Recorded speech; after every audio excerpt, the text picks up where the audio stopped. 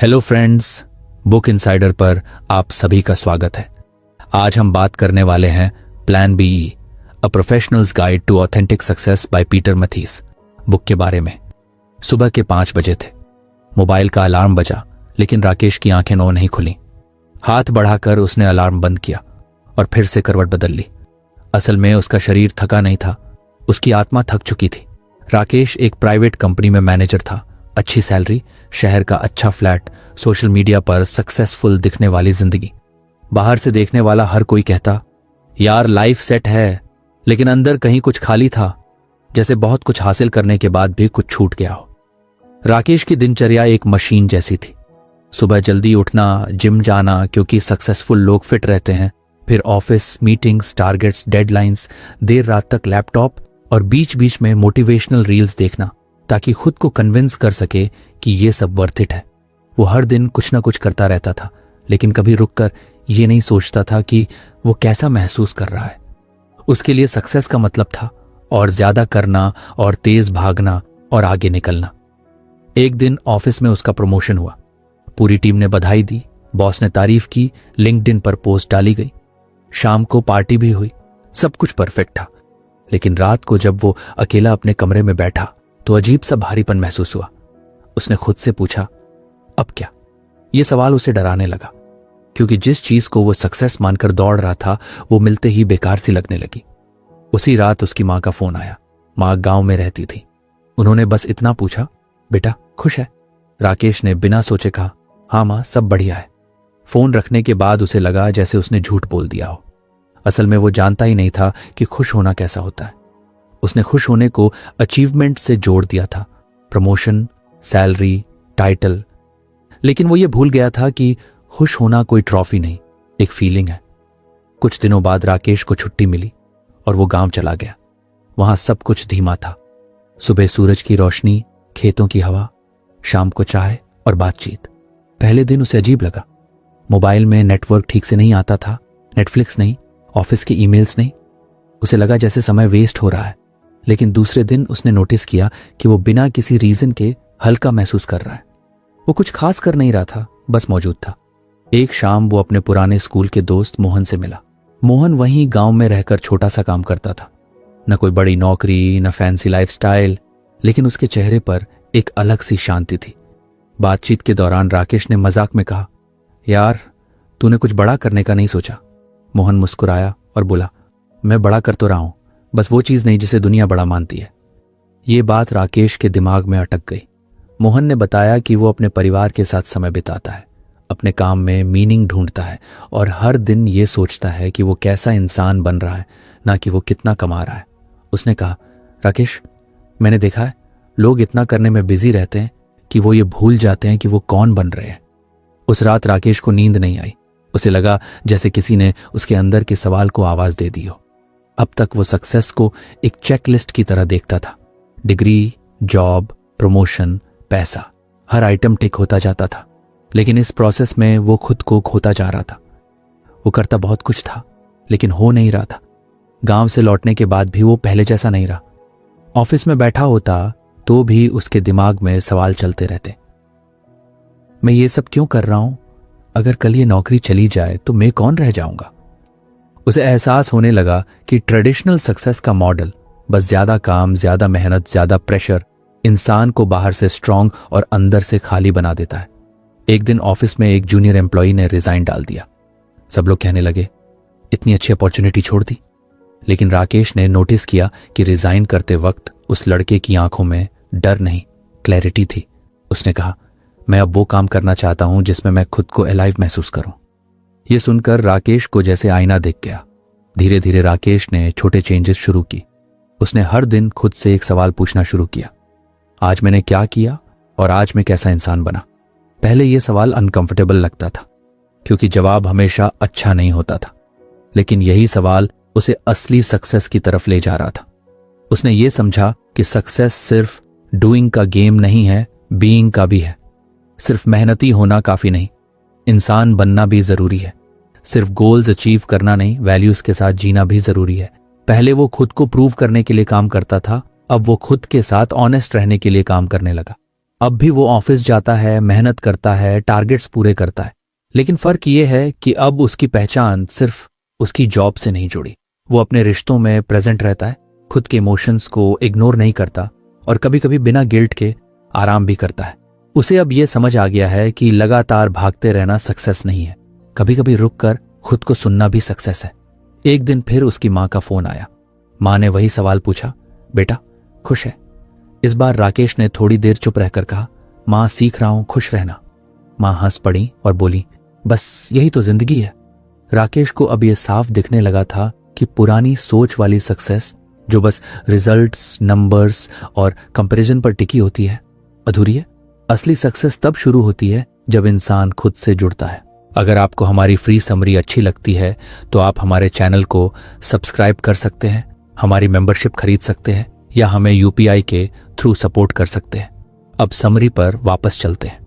जब वो ये समझता है कि वो सिर्फ एक वर्कर नहीं, एक इंसान है, और इंसान होने का मतलब है महसूस करना, सीखना, ग्रो करना। अब राकेश जब किसी को सक्सेसफुल देखता है तो वो ये नहीं पूछता कि वो कितना कमाता है या कितनी जल्दी आगे बढ़ा।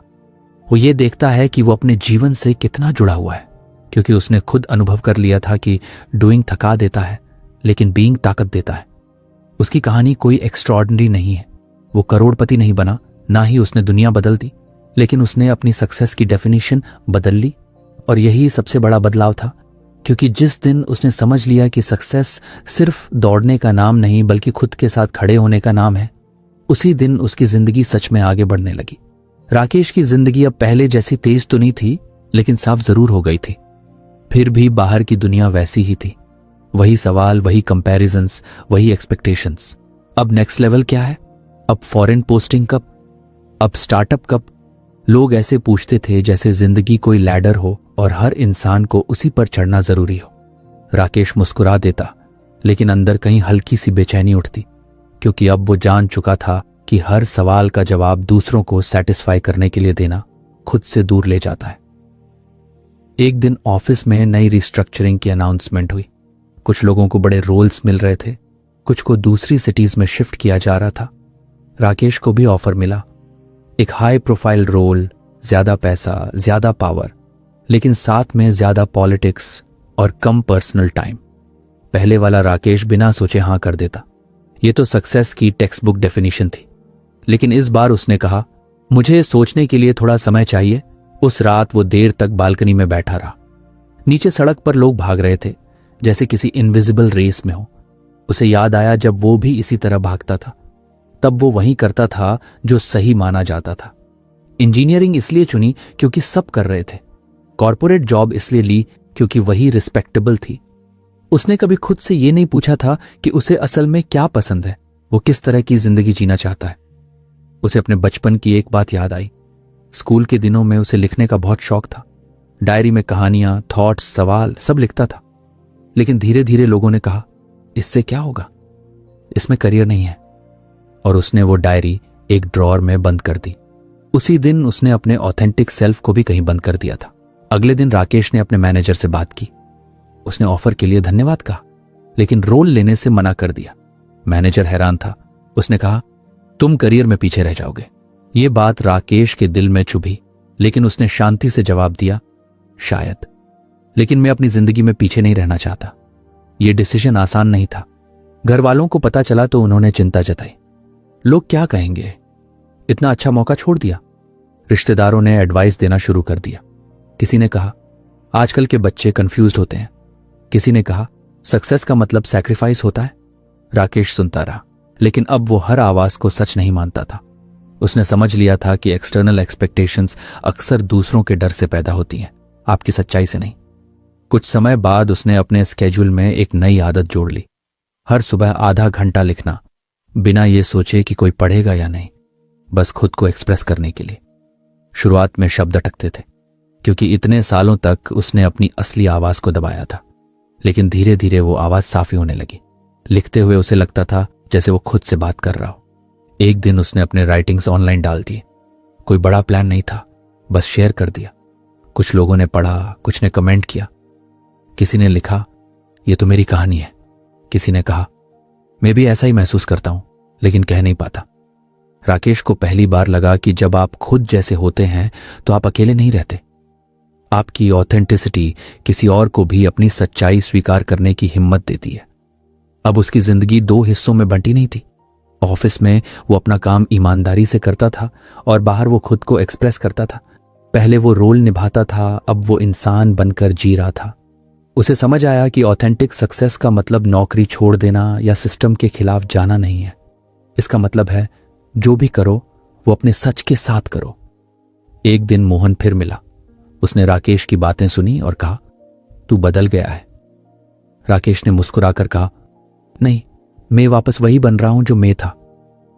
यह वाक्य उसके दिल से निकला था, क्योंकि अब वो दूसरों की उम्मीदों के हिसाब से खुद को ढाल नहीं रहा था। वो अपनी वैल्यूज, अपनी सीमाएं और अपनी इच्छाएं पहचानने लगा था। धीरे धीरे राकेश ने नोटिस किया कि जब वो खुद के प्रति ईमानदार होता है तो डिसीजंस आसान हो जाते हैं। उसे हर अपॉर्चुनिटी को यस कहने की जरूरत नहीं लगती। वो कंपैरिजन से बाहर आने लगा। अब जब कोई कहता, देखो वो कितना आगे निकल गया, तो राकेश बस इतना सोचता, वो अपनी राह पर है, मैं अपनी। एक बार फैमिली फंक्शन में किसी ने फिर वही सवाल किया, अब आगे क्या प्लान है? पहले यह सवाल उसे एंग्शियस कर देता था, लेकिन इस बार उसने आराम से कहा, अभी जो कर रहा हूं उसी को सही से जीने का प्लान है। कुछ लोग हंसे, कुछ ने सिर हिलाया, लेकिन राकेश को फर्क नहीं पड़ा, क्योंकि अब वो वैलिडेशन बाहर नहीं ढूंढता था। उसे समझ आ गया था कि सोसाइटी आपको एक मोल्ड में फिट करना चाहती है। वही एजुकेशन, वही करियर, वही परिभाषा सफलता की, लेकिन हर इंसान का आकार अलग होता है। जब आप खुद को उस मोल्ड में जबरदस्ती डालते हैं तो आप टूटते हैं। ऑथेंटिक सक्सेस तब आता है जब आप अपने शेप को एक्सेप्ट करते हैं। अब राकेश के दिन ज्यादा पीसफुल थे। चैलेंजेस अब भी थे, डाउट्स भी आते थे।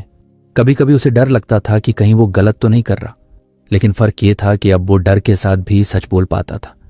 पहले वो सुरक्षित झूठ जी रहा था, अब असुरक्षित सच। एक शाम वो फिर बालकनी में बैठा था, वही सड़क, वही लोग, लेकिन अब उसे भागते लोग देखकर बेचैनी नहीं होती थी, उसे एम्पैथी होती थी, क्योंकि वो जानता था कि वो भी कभी उसी दौड़ में था। उसने खुद से कहा, हर किसी की यात्रा अलग होती है, सबको एक जैसा नहीं बनना। राकेश की कहानी अब किसी प्रमोशन या टाइटल से डिफाइन नहीं होती थी। उसकी सक्सेस इस बात में थी कि वो सुबह उठकर खुद को पहचान पाता था। वो आईने में देखता और उसे शर्म नहीं आती थी, क्योंकि वो जानता था कि वो अपनी जिंदगी किसी और की एक्सपेक्टेशंस पर नहीं, अपनी सच्चाई पर जी रहा है। और यही ऑथेंटिक सक्सेस था। बाहर से शायद कुछ खास ना लगे, लेकिन अंदर से बहुत गहरा, क्योंकि जब आप खुद जैसे बन जाते हैं तब जिंदगी बोझ नहीं लगती, तब आप साबित नहीं करते, बस जीते हैं। राकेश की जिंदगी अब बाहर से शांत दिखने लगी थी, लेकिन अंदर एक अलग तरह की हलचल चल रही थी। अब वो दूसरों की उम्मीदों के हिसाब से जीना छोड़ चुका था, फिर भी कभी कभी बिना वजह बेचैनी उठ जाती थी। सब ठीक होने के बावजूद मन भारी हो जाता था। वो खुद से कहता, जब मैंने अपनी राह चुन ली है तो ये बेचैनी क्यों? यही सवाल उसे समझ नहीं आ रहा था। एक राकेशवार की सुबह वो देर तक सोया रहा। पहले ऐसा करने पर गिल्ट होता था, समय बर्बाद हो रहा है, लेकिन अब उसने खुद को रोका नहीं। फिर भी उठते ही दिमाग में आवाज आई, अगर आज कुछ प्रोडक्टिव नहीं किया तो तुम पीछे रह जाओगे। राकेश चौंक गया। ये आवाज तो वही पुरानी थी, वही स्ट्रगल वाली सोच। उसे एहसास हुआ कि उसने रास्ता तो बदल लिया है, लेकिन उसके अंदर की कंडीशनिंग अभी भी जिंदा है। वो दिन भर इस बात पर सोचता रहा। बचपन से उसे सिखाया गया था कि आराम आलस है, रुकना कमजोरी है, और अगर स्ट्रगल नहीं है तो सक्सेस फेक है। उसने ये बिलीफ्स इतने सालों तक बिना सवाल किए मान लिए थे कि अब वो उसकी आदत बन चुके थे। अब जबकि वो अपने ऑथेंटिक सेल्फ के करीब आ रहा था, ये पुराने पैटर्न्स अंदर ही अंदर उसे खींच रहे थे। शाम को वो टहलने निकला। रास्ते में उसे एक बुजुर्ग आदमी मिले जो रोज पार्क में बैठकर बच्चों को कहानी सुनाते थे। राकेश पहले भी उन्हें देखता था, लेकिन कभी बात नहीं हुई थी। आज उन्होंने खुद उसे बुलाया और कहा, आज तुम बहुत सोच में डूबे लग रहे हो। राकेश मुस्कुराया और पास बैठ गया। पता नहीं क्यों, लेकिन उसने अपने मन की उलझन उन्हें बता दी। बुजुर्ग ने ध्यान से सुना और फिर बोले, बेटा, तुमने बाहर की जंजीरें तो तोड़ दी हैं, लेकिन अंदर की जंजीरें ज्यादा पुरानी होती हैं। ये बात राकेश के दिल में उतर गई। उन्होंने आगे कहा, हमारी ज्यादातर परेशानियां किसी सिचुएशन से नहीं, हमारी कंडीशनिंग से आती है। राकेश को अचानक याद आया कि कैसे हर अचीवमेंट के बाद भी वो खुद को प्रूव करता रहता था। अगर उसने कुछ अच्छा किया तो अगला सवाल होता था, अब और क्या? उसने कभी खुद को यह कहने की इजाजत नहीं दी कि इतना काफी है। उसके लिए वर्थ हमेशा परफॉर्मेंस से जुड़ी रही थी। काम नहीं तो गिल्ट, आराम नहीं तो सेल्फ डाउट। अगले कुछ दिनों में राकेश ने खुद को ऑब्जर्व करना शुरू किया। जब भी मन भारी होता वो पूछता, ये फीलिंग कहां से आ रही है?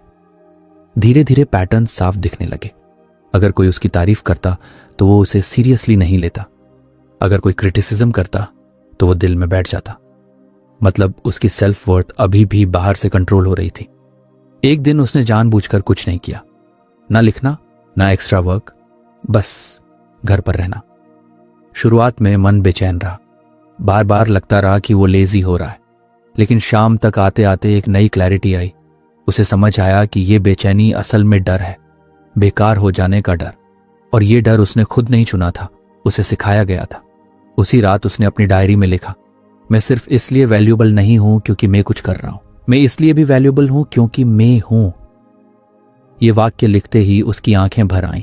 शायद पहली बार उसने अपने अस्तित्व को बिना किसी कंडीशन के स्वीकार किया था। कुछ दिनों बाद ऑफिस में एक मिस्टेक हो गई। पहले वाला राकेश खुद को अंदर ही अंदर मार डालता, तुम हमेशा गड़बड़ करते हो। लेकिन इस बार उसने खुद से कहा, गलती हुई है, मैं गलती नहीं हूं। ये छोटा सा फर्क बहुत बड़ा था। उसने गलती सुधारी, सीखा और आगे बढ़ गया। कोई ड्रामा नहीं, कोई सेल्फ हेट नहीं। अब उसे समझ आने लगा था कि स्ट्रगल को उसने आइडेंटिटी बना लिया था। जैसे अगर जीवन आसान हो जाए तो कुछ गलत है, लेकिन सच ये था कि ईज भी अर्न्ड होती है। हर चीज को कठिन बनाना जरूरी नहीं। कुछ पैटर्न्स हमें मजबूत नहीं बनाते, बस थका देते हैं। एक दिन मोहन ने उससे कहा, तू अब हल्का लगता है। राकेश हंसा और बोला, क्योंकि अब मैं हर बोझ को अपनी जिम्मेदारी नहीं मानता। वो समझ चुका था कि हर एक्सपेक्टेशन पूरा करना जरूरी नहीं, हर डर को सच मानना जरूरी नहीं। धीरे धीरे उसने कुछ बिलीव्स कॉन्शियसली छोड़ने शुरू किए। मुझे हर किसी को इम्प्रेस करना है, ये बिलीव गया। अगर मैं रुक गया तो मैं पीछे रह जाऊंगा, ये भी गया। उसकी जगह नए बिलीव्स आए। मैं सीख सकता हूं, मैं बदल सकता हूं, मैं इम्परफेक्ट होकर भी इनफ हूं। एक शाम वो फिर उसी बालकनी में खड़ा था, लेकिन इस बार उसके अंदर कोई शोर नहीं था, बस एक सुकून था। उसे एहसास हुआ कि स्ट्रगल बाहर नहीं था, स्ट्रगल अंदर था। और जैसे ही उसने उन पुराने पैटर्न्स को पहचानना शुरू किया, उनकी पकड़ ढीली पड़ने लगी। अब भी कभी कभी पुरानी आवाजें लौट आती थी, लेकिन फर्क ये था कि अब वो उन्हें पहचान लेता था। वो जानता था कि हर आवाज सच नहीं होती, हर डर रास्ता नहीं दिखाता, कुछ डर बस आदत होते हैं। राकेश की जिंदगी अब परफेक्ट नहीं थी, लेकिन रियल थी। वो अब अपने मन के साथ लड़ता नहीं था। उसने स्ट्रगल को दुश्मन नहीं, टीचर बना लिया था। हर ट्रिगर उसे खुद को और गहराई से समझने का मौका देता था। और यही सबसे बड़ी आजादी थी, क्योंकि जब आप अपने लिमिटिंग पैटर्न्स को देख लेते हैं तो वो आपको कंट्रोल नहीं कर पाते। तब आप जिंदगी को फाइट नहीं करते, जीते हैं। राकेश अब जीतने के लिए नहीं, सच्चाई से जीने के लिए आगे बढ़ रहा था। और इस बार रास्ता भारी नहीं था, खुला था। राकेश को अब अपने अंदर की आवाज पहचान में आने लगी थी। पहले जो आवाजें उसे धक्का देती थीं, अब वो धीमी पड़ चुकी थी। लेकिन इसी शांति के बीच एक नया सवाल उभरने लगा। अगर मैं वो नहीं हूं जो सिर्फ करता रहता है, अगर मैं सिर्फ एक्सपेक्टेशंस निभाने वाला इंसान नहीं हूं, तो फिर मैं हूं कौन? यह सवाल उसे परेशान नहीं कर रहा था, बल्कि खींच रहा था, जैसे कोई अधूरी पहचान धीरे धीरे सामने आना चाहती हो। एक दिन ऑफिस से लौटते वक्त अचानक तेज बारिश शुरू हो गई। राकेश ने गाड़ी रोक दी और सड़क किनारे एक चाय की दुकान पर खड़ा हो गया। आसपास लोग भाग रहे थे, कोई फोन पर चिल्ला रहा था, कोई भीगते हुए जल्दी में था। लेकिन राकेश बस वहीं खड़ा रहा। बारिश की आवाज, मिट्टी की खुशबू, गर्म चाय का कप। उस पल उसे कुछ करने की जरूरत नहीं लगी, बस होना काफी लगा। उसी पल उसे एहसास हुआ कि जिंदगी में उसने करने पर इतना ध्यान दिया कि होने को कभी जगह ही नहीं दी। वो हमेशा फ्यूचर में जीता रहा, अगला गोल, अगला स्टेप, अगला वर्जन। लेकिन इस पल में, इस बारिश में वो पूरी तरह मौजूद था। न कुछ प्रूव करना, न कहीं पहुंचना, बस यहां होना। अगले कुछ दिनों तक ये अनुभव उसके साथ रहा। वो नोटिस करने लगा कि जब वो पूरी तरह प्रेजेंट होता है तो उसके एक्शंस भी अलग हो जाते हैं। वो ज्यादा शांत होकर बात करता है, ज्यादा ध्यान से सुनता है। पहले वो कॉन्वर्सेशन में भी नेक्स्ट जवाब सोचता रहता था, अब वो सामने वाले को सच में सुनने लगा था। एक शाम उसने अपनी डायरी खोली, लेकिन इस बार लिखने के लिए कोई विचार नहीं था। बस एक सवाल लिखा, मैं यहां किस लिए हूं? पहले यह सवाल भारी लगता था, करियर, पर्पस, कंट्रीब्यूशन सब दिमाग में घूमने लगता था। लेकिन इस बार उसने खुद से कहा, इसका जवाब तुरंत मिलना जरूरी नहीं। धीरे धीरे उसे समझ आने लगा कि उसका बी कोई रोल नहीं है। वो राइटर नहीं है, मैनेजर नहीं है, अचीवर नहीं है। ये सब तो उसके काम है, लेकिन उसके होने की क्वालिटी अलग है। वो किस तरह का इंसान बनकर हर काम करता है, यही असली पहचान है। एक दिन ऑफिस में एक इंटर्न घबराया हुआ उसके पास आया। एक छोटी सी गलती हो गई थी। पहले वाला राकेश शायद इरिटेटेड हो जाता, लेकिन इस बार राकेश ने उसे शांत किया, समझाया और कहा, गलती से सीखते हैं। वो इंटर्न रिलैक्स हो गया। उस दिन राकेश को महसूस हुआ कि उसका असर सिर्फ उसके वर्ड से नहीं, उसकी प्रेजेंस से पड़ रहा था। उसे एहसास हुआ कि उसका बी शांत, समझदार और ग्राउंडेड होने में है। जब वो खुद सेंटर्ड रहता है तो आसपास के लोग भी सुरक्षित महसूस करते हैं। ये कोई स्किल नहीं थी जो उसने सीखी हो, ये वो था जो वो नेचुरली था, लेकिन सालों तक दबा रहा। एक वीकेंड वो अकेले पास के पहाड़ों में चला गया। कोई आइटिनरी नहीं, कोई प्लान नहीं, बस चलना, बैठना, देखना। वहां उसे किसी को इंप्रेस नहीं करना था, कोई पहचान नहीं थी। वहां वो सिर्फ एक इंसान था, हवा, पेड़, आसमान के बीच। उस अकेलेपन में उसे डर नहीं लगा, बल्कि अपनापन लगा। वहां बैठकर उसने अपने बचपन को याद किया। वो राकेश जो सवाल पूछता था, जो चीजों को गहराई से महसूस करता था, जो जल्दी एक्साइटेड हो जाता था और जल्दी उदास भी। उसने महसूस किया कि उसने कभी वो बच्चा छोड़ा ही नहीं था, बस उस पर लेयर्स चढ़ा दी थी। एक्सपेक्टेशंस, डर, प्रेशर की लेयर्स। अब वो लेयर्स धीरे धीरे उतर रही थी और उनके नीचे कोई नया इंसान नहीं, वही पुराना सच्चा राकेश था। शहर लौटकर उसकी जिंदगी में कोई ड्रामेटिक बदलाव नहीं हुआ। वही ऑफिस, वही घर, वही लोग, लेकिन राकेश बदल चुका था। अब वो खुद को डिफाइन करने की कोशिश नहीं करता था। वो बस हर दिन ये देखता था कि वो कैसे मौजूद है, गुस्से में, प्यार में, काम में, आराम में। एक दिन किसी ने उससे पूछा, अब तुम्हारा अल्टीमेट गोल क्या है? राकेश ने मुस्कुराकर कहा, जहां हूं वहां पूरा होना। यह जवाब सुनकर सामने वाला कंफ्यूज था, लेकिन राकेश को क्लैरिटी थी। उसे समझ आ गया था कि फुलफिलमेंट बाहर नहीं मिलता, वो किसी अचीवमेंट के बाद नहीं आता। वो तब आता है जब आपका होना और आपका करना एक दूसरे से लड़ते नहीं है, जब आप वो बनने की कोशिश नहीं करते जो आप नहीं हैं। अब जब राकेश कुछ करता है तो वो अपने बी से करता है। लिखता है तो सच्चाई से, काम करता है तो ईमानदारी से, रिश्ते निभाता है तो प्रेजेंस के साथ। उसे अब हर दिन स्पेशल बनाने की जरूरत नहीं लगती। साधारण दिन भी पूरे लगते हैं।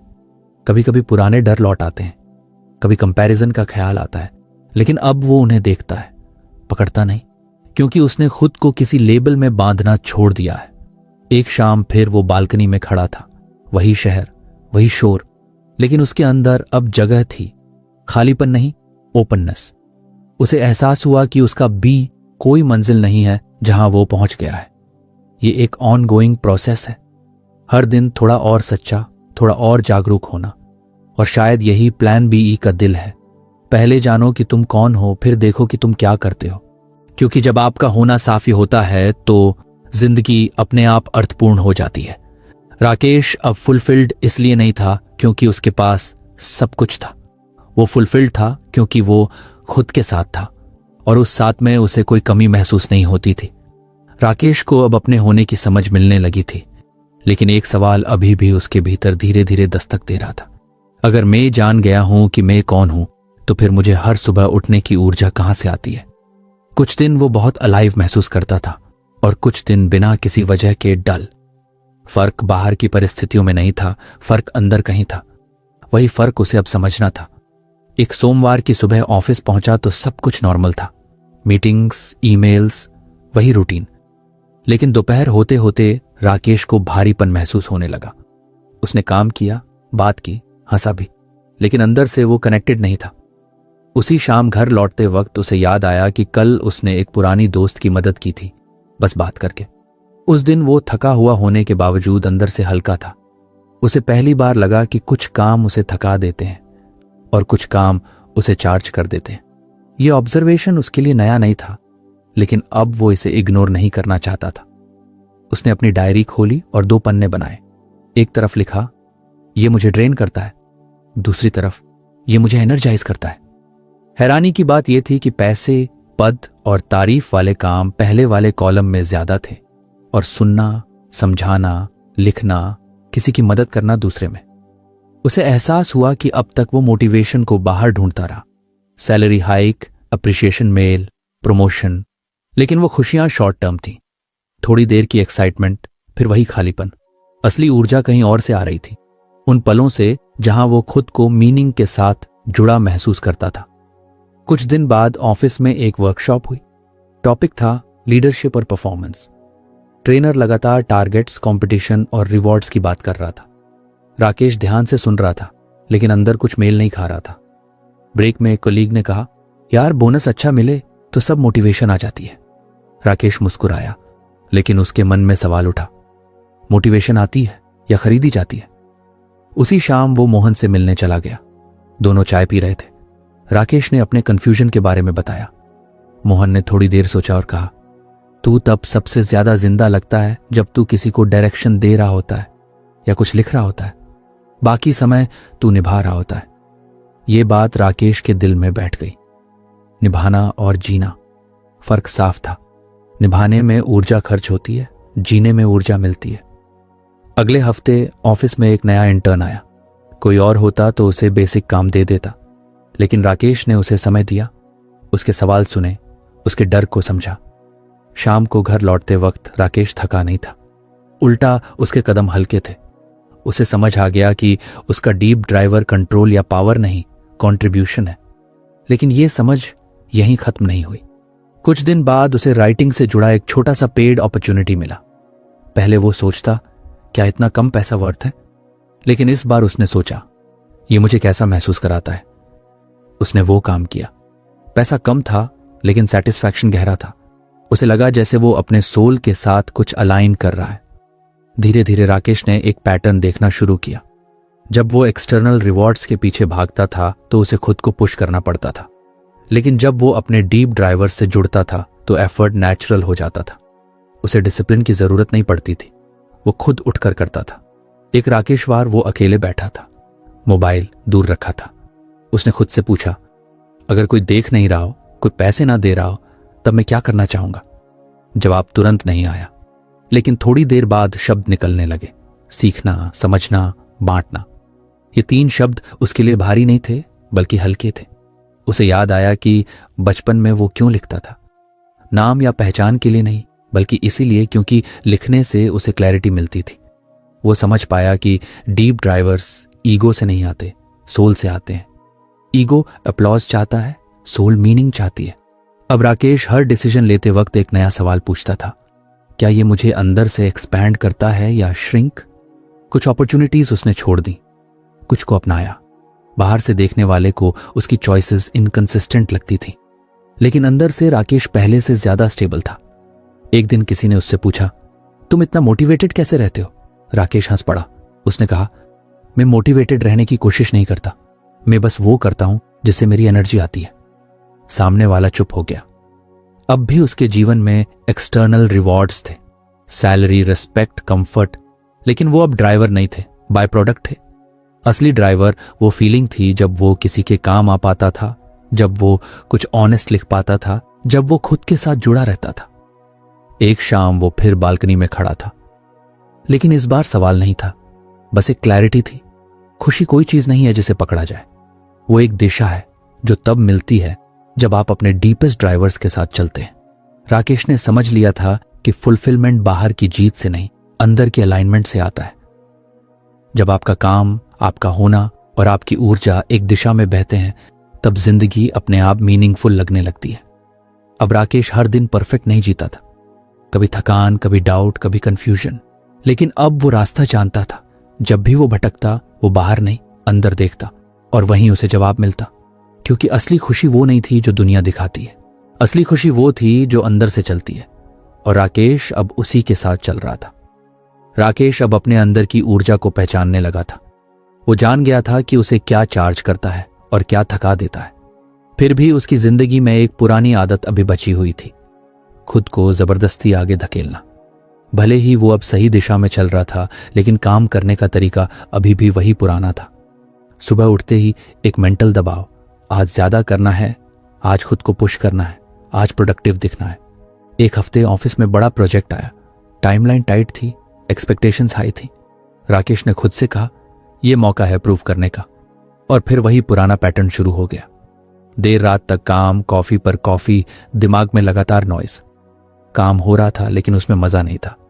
हर टास्क भारी लग रहा था, जैसे वो खुद को घसीट रहा हो। तीसरे दिन रात को लैपटॉप बंद करते हुए उसने महसूस किया कि शरीर थका है, लेकिन उससे भी ज्यादा मन थका है। उसने सोचा, मैं तो वही कर रहा हूं जो मुझे पसंद है, फिर ये थकान क्यों? तभी उसे याद आया, पसंद का काम भी अगर जबरदस्ती किया जाए तो बोझ बन जाता है। अगली सुबह उसने एक अलग एक्सपेरिमेंट करने का फैसला किया। कोई टू डू लिस्ट नहीं, कोई प्रेशर नहीं, बस एक काम चुनना और उसे पूरे ध्यान से करना। उसने फोन साइलेंट किया, नोटिफिकेशन बंद किए और लिखने बैठ गया। कोई डेडलाइन नहीं, कोई एक्सपेक्टेशन नहीं, बस लिखना। समय कैसे बीता उसे पता ही नहीं चला। जब उसने सिर उठाया तो 2 घंटे निकल चुके थे। न थकान थी न बोर्डम, उल्टा मन हल्का था। उसे लगा जैसे वो काम नहीं कर रहा था, बल्कि किसी लहर के साथ बह रहा था। उसी दिन ऑफिस में भी उसने वही अप्रोच अपनाई, एक एक काम को पूरे ध्यान से, बिना जल्दबाजी के। हैरानी की बात यह थी कि काम कम समय में और बेहतर हो रहा था। उसे बार बार खुद को मोटिवेट नहीं करना पड़ रहा था, काम खुद उसे बुला रहा था। शाम को घर लौटते वक्त उसने सोचा, अब तक वो प्रोडक्टिविटी को फोर्स से जोड़ता रहा। अगर एफर्ट नहीं लग रहा तो लगता था कुछ गलत है, लेकिन आज एफर्ट कम था और आउटपुट ज्यादा। शायद यही फ्लो था जिसके बारे में वो कभी कभी पढ़ता था लेकिन समझ नहीं पाता था। कुछ दिन बाद उसने इस बारे में मोहन से बात की। मोहन ने हंसते हुए कहा, तू अब लड़ नहीं रहा, बह रहा है। ये शब्द राकेश के दिल में उतर गए। बहना, यही तो फर्क था। पहले वो हर दिन खुद को धक्का देता था, अब वो सही दिशा में खुद को छोड़ रहा था। लेकिन फ्लो हर दिन नहीं आता था, कुछ दिन ऐसे भी होते जब मन नहीं लगता। पहले वो ऐसे दिनों में खुद को ब्लेम करता था, तू लेजी हो रहा है। अब उसने एक नई आदत बनाई, जब फ्लो नहीं होता वो रुक जाता, टहलने निकल जाता, चाय पीता, कुछ देर कुछ नहीं करता। पहले ये उसे डराता था, लगता था पीछे रह जाएगा। लेकिन धीरे धीरे उसने देखा कि ये रुकना एक्चुअली उसे आगे ले जाता है। जब वो खुद को सुनता है तब फ्लो अपने आप लौट आता है। एक दिन ऑफिस में उसके बॉस ने कहा, तुम पहले से ज्यादा काम लगते हो लेकिन आउटपुट बेहतर है। राकेश मुस्कुराया। वो जानता था कि ये काल्मनेस किसी टेक्निक से नहीं आई, ये अलाइनमेंट से आई थी। अब वो काम को युद्ध नहीं मानता था, न हर दिन जीतना जरूरी था, न हर घंटे प्रोडक्टिव होना। कुछ दिन सीखने के लिए होते हैं, कुछ दिन बहने के लिए। उसने नोटिस किया कि जब वो फ्लो में होता है तो ईगो गायब हो जाता है। न कंपैरिजन, न फियर, न प्रूफ करने की चाह, बस एक काम और पूरी मौजूदगी। और शायद यही वजह थी कि वो काम लोगों तक ज्यादा गहराई से पहुंचता था। एक राकेशवार वो बालकनी में बैठा था, कोई प्लान नहीं, कोई प्रेशर नहीं, बस चाय और शाम की हवा। उसे याद आया कि पहले वो ऐसे पलों में भी बेचैन रहता था, कुछ करना चाहिए। अब उसे समझ आ गया था कि हर पल करने के लिए नहीं होता, कुछ पल होने के लिए होते हैं। अब राकेश जब काम शुरू करता है तो खुद से एक सवाल पूछता है, मैं इसे फोर्स कर रहा हूं या फ्लो में हूं? अगर जवाब फोर्स होता है तो वो तरीका बदल देता है, जगह बदलता है, समय बदलता है, या खुद को थोड़ी जगह देता है। उसे समझ आ गया था कि फ्लो कोई मैजिकल स्टेट नहीं है जो हमेशा रहता है। ये एक रिश्ता है खुद के साथ। जितना ज्यादा आप खुद पर भरोसा करते हैं उतना फ्लो आसान होता है। अब उसकी जिंदगी में मेहनत खत्म नहीं हुई थी, लेकिन संघर्ष कम हो गया था। काम अब बोझ नहीं था, साधना जैसा हो गया था, कभी गहरा कभी हल्का। राकेश जान गया था कि फोर्स बाहर से आता है, डर से, कंपैरिजन से, एक्सपेक्टेशन से। फ्लो अंदर से आता है, अलाइनमेंट से, मीनिंग से और अपने डीप ड्राइवर्स से। और यही सबसे बड़ा बदलाव था। अब वो जिंदगी को धक्का नहीं दे रहा था, वो जिंदगी के साथ चल रहा था। और इस बार रास्ता थकाने वाला नहीं था, बहाव भरा था। तो फ्रेंड्स, ये थी हमारी आज की बुक समरी। आपको कैसी लगी कमेंट करके जरूर बताएं। और धन्यवाद आपका समरी एंड तक सुनने के लिए।